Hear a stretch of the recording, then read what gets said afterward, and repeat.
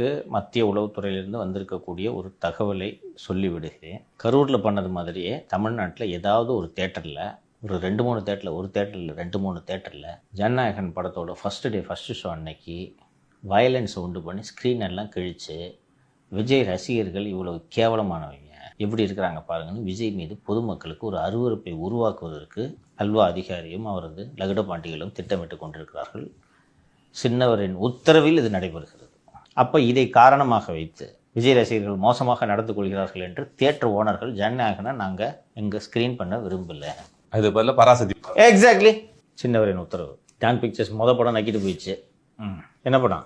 இட்லி கடை. செகண்ட் படம் அப்படி ஆகக்கூடாது. இது எலெக்ஷனுக்கான படம். ஆமாம் சார், என்னதான் அவங்க கேசரியை கிண்டி வச்சாலும் நாங்கள் அங்கே தான் போவோம் அப்படின்றாங்க. அப்படிலாம் சொல்லிட்டு இருக்காங்க. தியேட்டர் இல்லைன்னா எங்கிட்டு போவேன்? அதுக்குள்ளே டெலிகிராமில் இவங்களே போட்டு அனுப்புவாங்க, காப்பி பண்ணு, ஷேர் பண்ணு. அதெல்லாம் பண்ண முடியல உங்களுக்கு.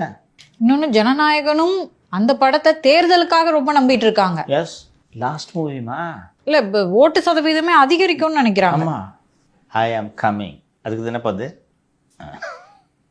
வந்துட்டேன், திரும்பி போவேன். அதனால் இதை முன்கூட்டியே சொல்லி விடுகிறேன். இதை நடக்கக்கூடாதுன்னு நான் விரும்புகிறேன். சரியா? சின்ன பசங்க தெரியாமல் ஏதாவது நடப்பாங்க. இந்த கோயம்பேட்டில் இந்த ரோனி தேட்டரை பண்ணாங்க பார்த்தீங்களா, அது மாதிரி ஏதாவது ஆர்வ கோளாறு பண்ணுவாங்க. எங்கே எதிர்த்து இருக்கிறாங்கன்னே தெரியாது.